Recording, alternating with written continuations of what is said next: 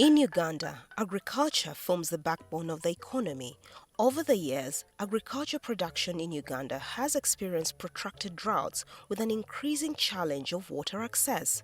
As a consequence, not only have the droughts impacted farmers' access to incomes and food security, they have equally affected water sector programs and entire national development plans. It is in this vein that the Ministry of Water and Environment recognizes the role of promoting water for production through irrigation as a means not only to commercialize agriculture, but also diffuse the increasing food shortage in the country and alleviate poverty through increasing the production potential of farmers.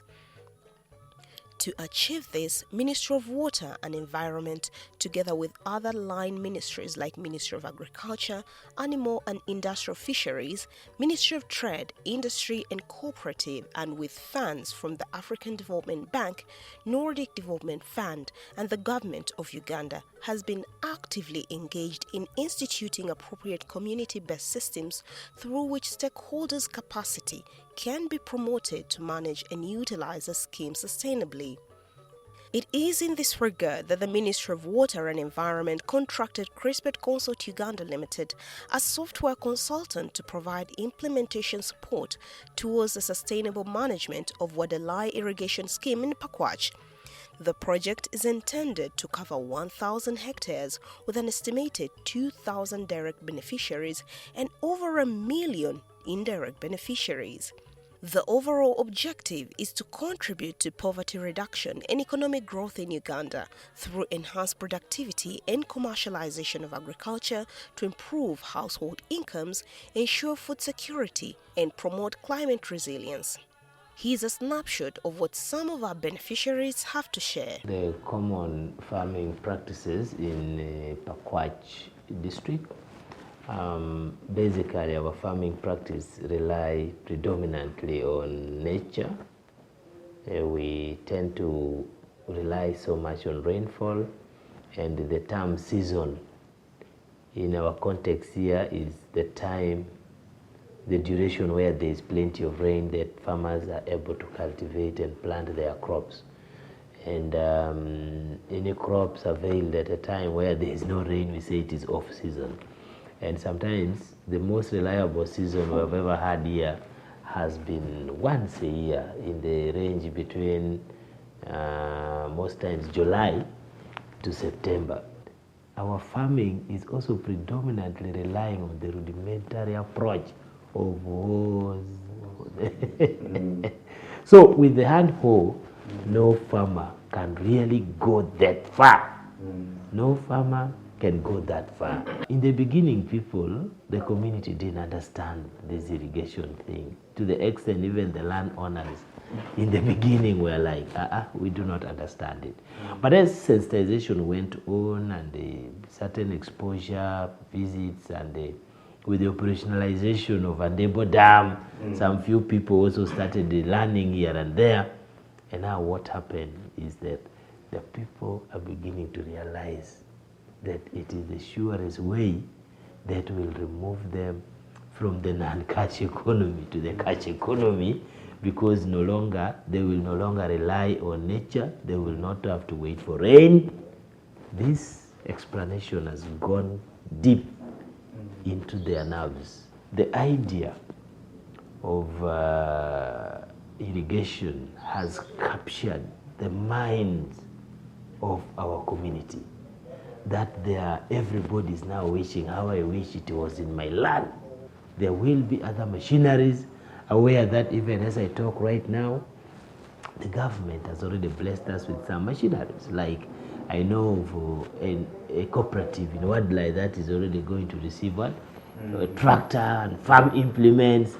Those are all key accelerators and motivators showing a very good signal to the community, and therefore community are itching and they are eager, waiting to embrace the irrigation, following the interactions we have had with a good number of them. In my observation, the primary beneficiaries of this project are the wananchi, the community, the local population, aware that there is that target that we have as government to remove the 68% who are in the non-cash economy to join the 32 who are in the cash economy. It is meant to bridge the gap, the income gap that exists, and to boost household economy.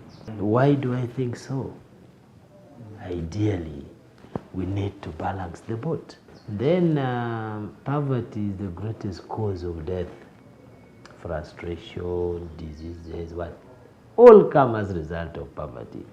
So to this effect, the greatest benefit I will get as a member of this community, of this district, is that the level of poverty will go down.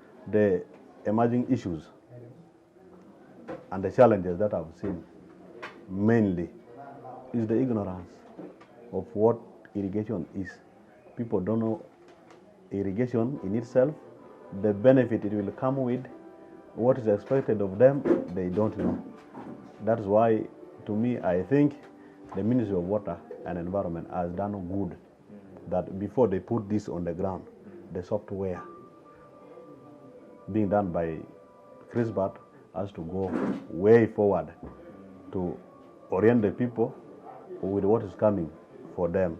Otherwise, this project would be put on the ground, will be abandoned when people don't know what irrigation is all about.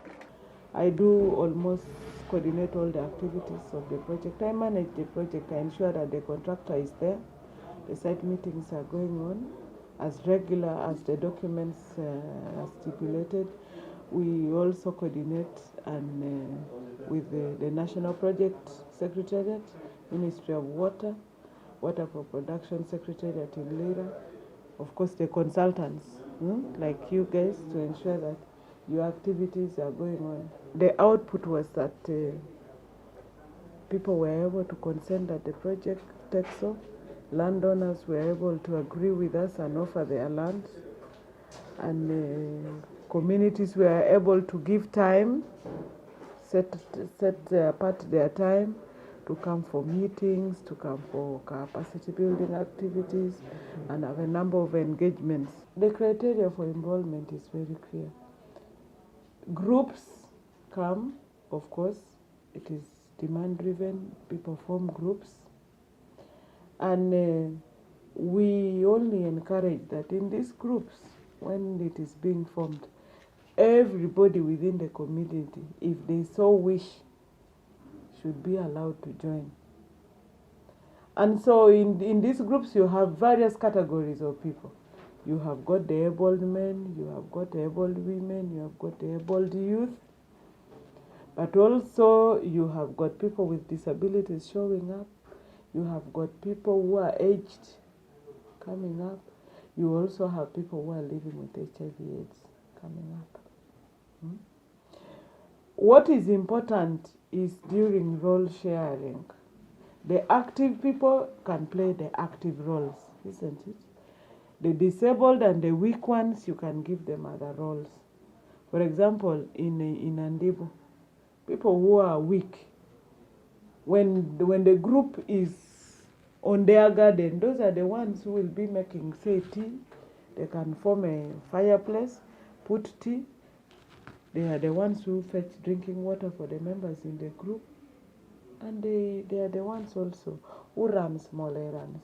The major enterprise here is one is cassava, which is the staple here, because we have rice growing in two big parishes.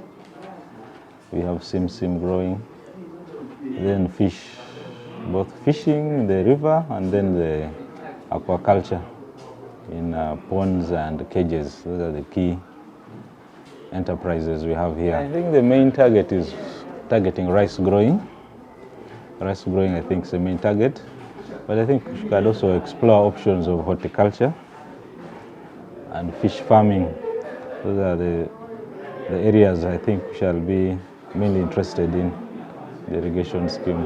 When we talk of technical capacity and hands-on for the people who will be remaining with the facility on how to train them, mainly I will talk of if they can be given basic mechanical training on repairs, because I know in most cases those are machines that will be installed on the ground, they will be running, and over time they will require maintenance. So these people will better be trained on, so that if it is a minor breakdown, they can handle it from within here.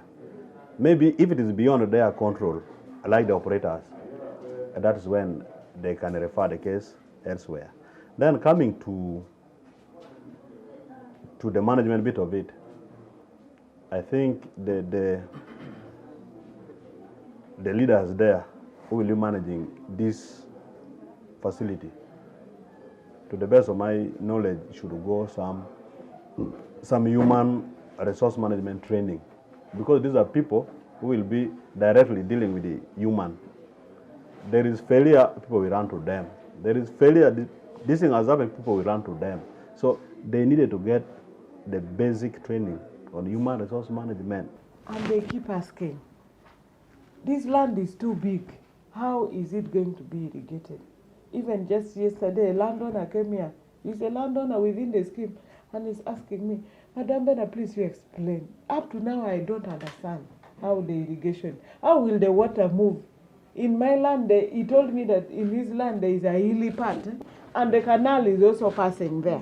So he's wondering, and they say that the water is moving by gravity. So he's asking me, how is it going to operate? How is it going to work? For him up to now, he doesn't understand. The main tenure here is the customary. Land is mainly owned customarily. A clan could own a piece of land, but within that also they will find that individuals who own. The chief, in most cases, is responsible for much of the land, much as the individuals who own land also within that area. But there are some people these days who own their own leased land, titled lands. Yeah, we also have that. But the bigger one is the customary one, owned with a clan owns a big chunk of land. Well, this project, in my observation, is progressing. I believe by now the project is near 40% upon its commencement by November 2018, and I am happy with the progress of the project. We keep checking every now and then. We do not only wait for site meetings on a monthly basis, but I even do make impromptu visits to the irrigation site. The progress is okay. We are calling upon everyone to come and join us. Whenever we call for a meeting, please come and attend. At home, there is no way you will know the information, what we are going to talk about. About employments, like most of the time, it's the sub-county who can do the selection of the employees. But you should also come to the site. When you have qualifications, they can also employ you. Keep applying for the forms about the farm entry. We are calling upon the youth and the women to also come on board. We are trying to eradicate poverty. In so doing, we are ensuring food security. We are calling upon the landowners to always be cooperative during this session. We have the benefits of this scheme. Children will not be chased out of school, because again, you'll be having money all the time. We are looking at women empowerment. Like men never used to respect women. Some cultures, women were not supposed even to eat chicken. Women were not allowed to vote. In so doing that, we are trying to make everyone to be equal. We are still here to emphasize you as an ordinary person, you as a farmer, you as a person from Wadelai Irrigation Scheme. How can you benefit from this scheme? Our overall goal is to contribute to poverty reduction. We are fighting poverty, economic growth in Uganda, and we are all Ugandans, through enhanced productivity and commercialization of agriculture. So this time we are not farming for the sake of farming. We want to use modern technology to do farming so that we can increase productivity. When we have increased productivity, where do we sell, what do we sell, and how do we sell it? We want, when we have started farming, when somebody is in a supermarket in Pakwach or Guru or Kampala, can find packed rice from Wadelai Irrigation. But FIFOC 2 project, it has time. Within 3.5 years, we should leave you and go. So our role is to build your capacity so that you can sustainably manage Wadelai irrigation scheme. So we are now telling you at this stage, first apply. We look at your application, we see your capacity, then we give you a plot. So if you have not applied, don't think of getting a plot. Why are we doing all this? It's because the project was intended first within Wadelai. Therefore, Wadelai people should first benefit. If we fail to get the required number, as she had told you, between 2,000, which is most likely because in 3 months we have got 800 applications, and not all the applicants, although not all the applicants will be eligible, still we shall have first sieve. So we may get like 500, and we want 2,000. Then we shall be forced to now to open it, and we reach even Nebi. Wabedu kungesh niya gamente be medo niya mon kusho shiki uti program ma eni marom rom la bonga kala kala. Kawoni dongeda ko tetu era pa gamente miketo dano shiki uti marom rom project pa gamente ne. Akan yanyu nyutu ni arado ni wun uti anyim pa ngomwa eni. Don kajulu tu ungo program ba eni anyim pa projects biambedu kakani. So team per omondi kubang program pa projects pagamente eni uberu gor nyinguige. Dano mamego unge niya wande wa furu wagamon wango berne fur milwarba. Ke project ma eno mono mondi iye inwango niya gemako shing juma wegu mamigide gam kelu kuyu shwinyi udi matong tong eni manango giben wango kodole the